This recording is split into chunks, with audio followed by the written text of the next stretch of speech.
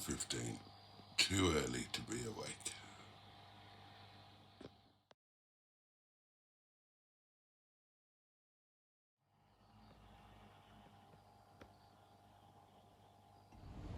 Good morning, and as all of you who watched last night's Monday Night Live, the live stream, will know, after all of the good work that we did with Mingebag yesterday, had a bit of a problem driving home. I was just about to stop for fuel, the oil pressure light started flickering on, and then it came on in style.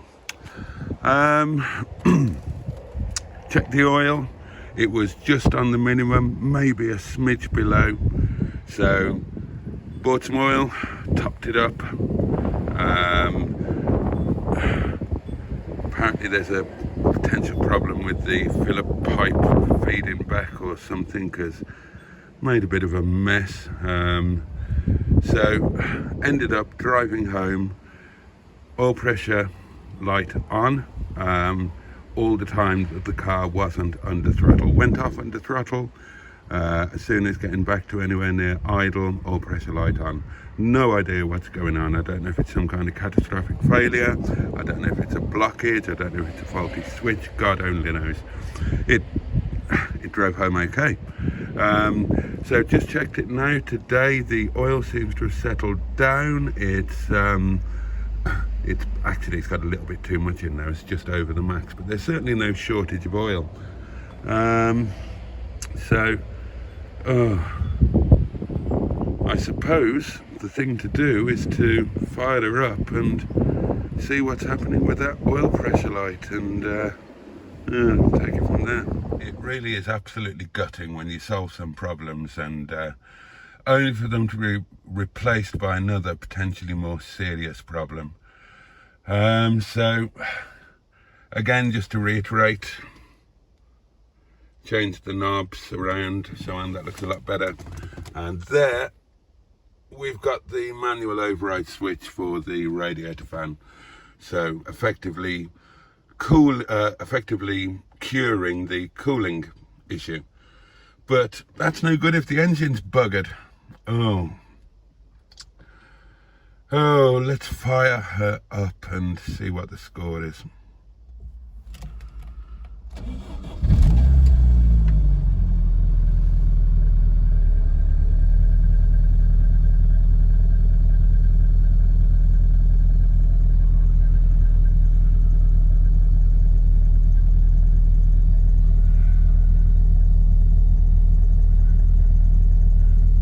Well, the boot open light is on because the boot is open. The brake light is on because the handbrake is on. The oil pressure light is not on yet. Now, is that because the car's sitting on choke, so sitting at over idle? Is it because the car is cold and it'll come on when it warms up? I don't know. No idea. What should we do? Should we let it warm up? See if the switch comes on? See if the light comes on, sorry? Yeah, that might be a plan, mightn't it? See, the problem is I know nothing about anything like this. Now, could it be a daft thing whereby the oil level got a little bit low? It was about the minimum, maybe a smidge beneath. And when I went to top the oil up, it kind of backed up. Now, I was told on the live stream that that can happen, that there's kind of a tortuous routing thing. Could it just be that it took a while for the oil to seep down to where it needed to be? And that's why the warning was being triggered? I don't know. I simply don't know. Maybe that's wishful thinking on my part. It drove home okay. Sounds okay at the moment. It's got enough oil in it. Well, more than enough oil in it, actually. Let's let it get up to operating temp and see if there's any sign of that naughty light just there coming in.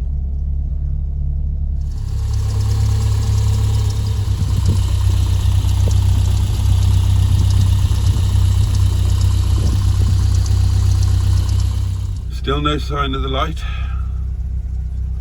yet. Temps coming up. Idle sitting at 1k.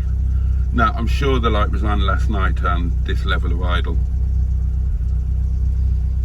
Oh, and I can't do it now because I'm at heat, but when she cools down, remind me to check the coolant. Neil reckoned there was still a little bit of air in the system. They're a tricky bleed these. They can't be too much because I was getting nice heat last night on the way home.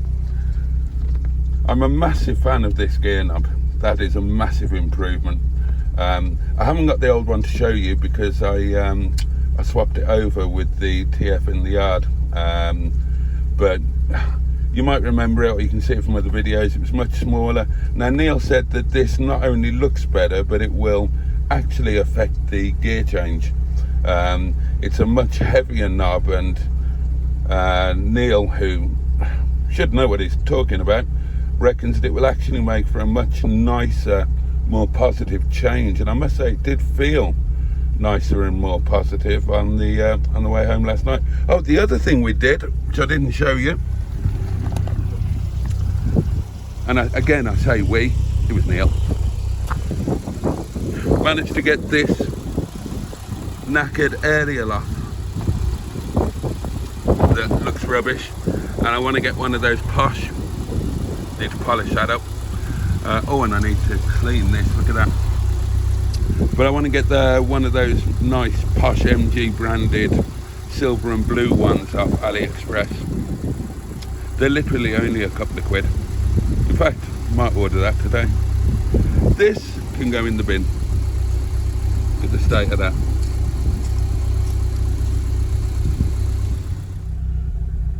Okay, almost at temp now.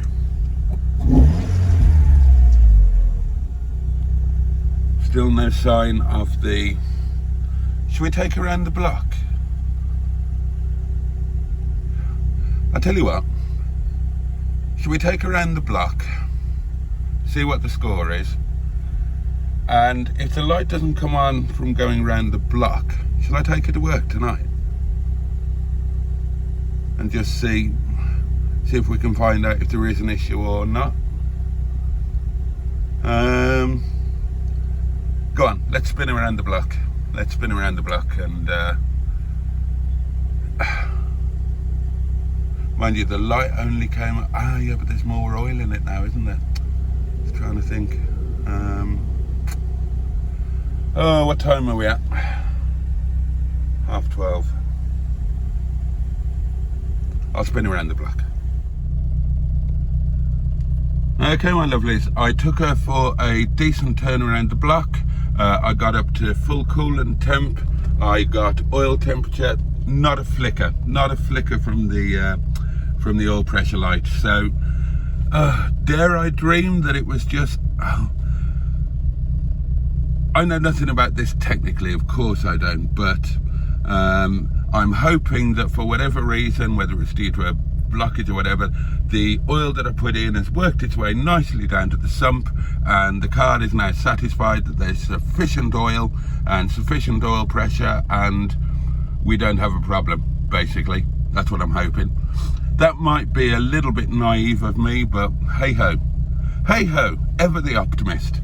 The knob is nothing less than a joy. It really does make the car much nicer to drive.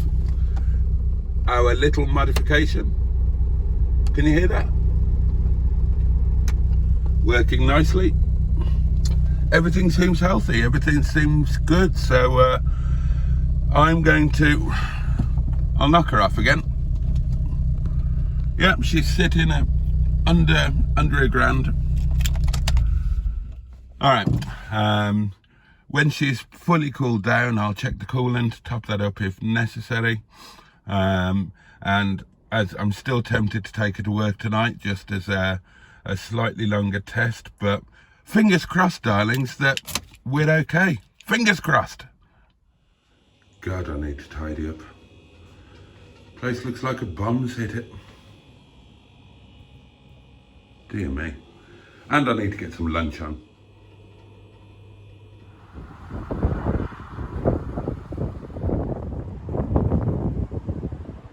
Okay, well, while we were on God. Okay, well, while we are on a roll, a knob roll if you like, let's have a look at Barney. That's a nice thing to see for a start. This is Barney's knob, and as you can see, possibly, it's very slightly on the wonk. And the reason for that is, if you unwonk it to the straight ahead position, watch. See? It's not supposed to do that. Here is Nigel's knob. Arguably in slightly better condition. Just needs a bit of a clean up there. Let's see if Nigel's knob is in any way better.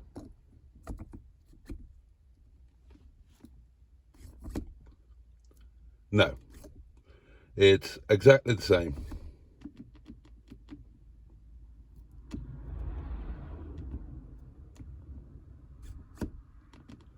Okay, that's weird. Oh, just had a thought. Am I supposed to press down like that? No, that makes no odds. No, if you twist him very slightly.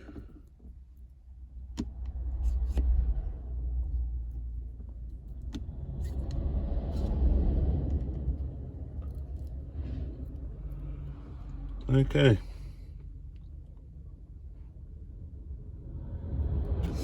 All right, not sure what's going on there. Maybe one of you lot know. You're clever. Maybe you can tell me. But there is definitely no improvement for putting Nigel's knob on there. It's exactly the same. So is the problem actually on the shaft? If you'll forgive the word. I apologise for the word shaft.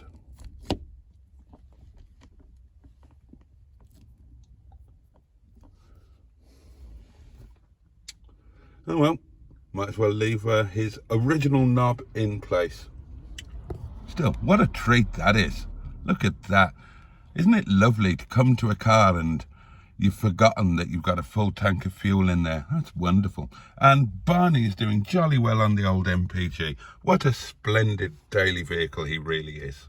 Right then, Nigel's knob, you can go back to home next Monday. Oh, with the keys for the roof rack that I keep forgetting about.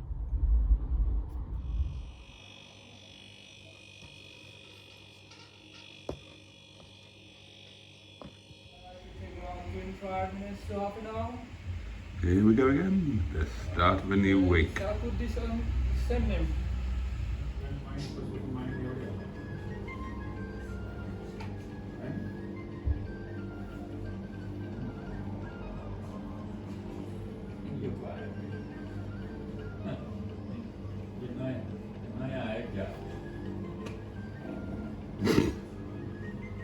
Well, my lovelies, it is now 20 to 9, and as you can see, the restaurant is empty. And it pretty much has been all night. We've had one solitary customer sitting over there in the corner, bless him, lovely chap. And takeaways have been equally quiet. Now, we know it's not just us. Our sister restaurant is the same, and the other restaurants around the town I've been and looked, and they are all deserted. Not entirely sure why. Tuesdays have been surprisingly and unexpectedly busy of late, but there we are. Perhaps it's because the last week before payday, something like that. Who knows? But yeah, it has been a very quiet one. In other news, the news is all good. I brought Melanie Minge back to work, and I can report that there are absolutely no issues. I've done a little bit of research since, and I've discovered that, to the best of my knowledge, the oil was near possibly on the minimum. That probably might have been enough to trigger the warning. Obviously I topped the oil up immediately, but there is a thing with the filler neck which oh, I can't remember who it was, but somebody did point out in last night's live, and apparently, yeah, doesn't feel most awfully well. And in order for it to drain properly, you actually need to lift the dipstick. Now, of course, I didn't realise that. I'll know next time, won't I? So what's actually happened is that obviously when I was driving home last night on idle, the pressure warning was still being triggered, but obviously overnight the oil has drained nicely into the sump where it should be, and there are now absolutely no issues. So don't worry. The car hasn't been run with too little oil, it hasn't been run with no oil, and it hasn't been run with too much oil. It's now got the perfect amount of oil. It's right on the max. She's driving absolutely fantastically. The new knob is nothing short of a triumph. And what was the other thing? Oh yeah, well, the manual fan override is still working perfectly, except it's not needed. You only would need it on very, very rare occasions where the situation is such that the engine fan alone can't manage to maintain the even temperature. So I am absolutely delighted, and once again, massive thanks to the amazing Neil for all of the fantabulous work he did on Monday, and for his company over the weekend along with Joe and Sophie. It was the most enjoyable weekend I've had for quite a while. How has your evening been, sir? Total dead. Total dead. I'm knackered without doing anything. Knackered? Ah. One of the things that I love about Savannah is he's been on a mission to learn and pick up English slang and vernacular. And it really tickles me when he comes out with a proper Britishism like that. Oh, I'm absolutely knackered and I've done nothing. Yeah, I'm learning. My personal tutor is... Yes. Moving into the kitchen, all is calm and serene, and I made a mistake today. Now, I asked earlier on, has the food delivery not arrived? Because there were none of the normal signs of it having arrived. And the food delivery did arrive. It's just that because we've got the superstar executive chef in the house tonight, all of the preparation was done and finished long before I got here. So let me introduce you properly. This is Bishnu, and Bishnu is he is the big boss. He owns this restaurant and a sister restaurant. He's also now a notable international politician, but his background is in chefing, and he is you are a multi-award winning international chef, aren't you? You've won awards across. Now, unlike Ram, who trained in India and then came directly to the UK, you came all around Europe, didn't you? Yeah, I came from Nepal to India, and I got a study in India, Delhi, and the hotel management, and back in Germany, Europe, and we did 4 years in Germany, British chef, and back to in the UK, United Kingdom, nearly 16, 17 years now.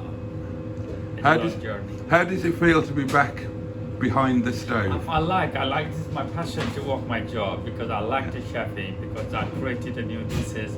I like to introduce something, the new taste for the different people, so I'm enjoying my job. Brilliant.